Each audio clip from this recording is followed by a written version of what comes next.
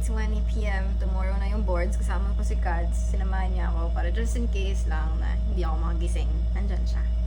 Hey.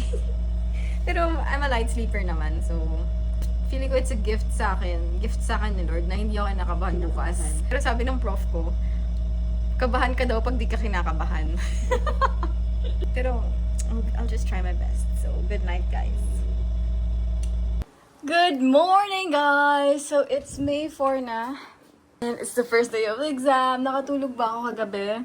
Sakto lang. First time ko ulit mag-uniform. White uniform for a very long time. Bumili ako sa UP Fair ng UP socks. Alam niyo naman that I love socks, right? I can't get enough socks. Like, ang dami-dami kong socks. Pero bumibili pa rin ako ng socks. So, susuotin ko siya ngayon. Pero hindi naman siya kita. Sabi din kasi ng mga seniors ko, huwag mong paalam na taga-UP ka pag mag-e-exam, pag magpa-practicals. Kasi, basta daw. Huwag mong paalam kasi iba yung trato nila sa'yo. Ganon. Ewan ko. Tayo na sabi, huwag mo ipaalam na taga-UP ka. Because of a lot of reasons daw.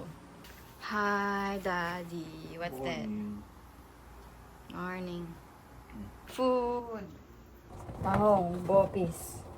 Sinigangan. Ay, Pampano sa kahipon, sa kamyas, Pampano. adobo, Ito na baon ko. pakbet. Bet.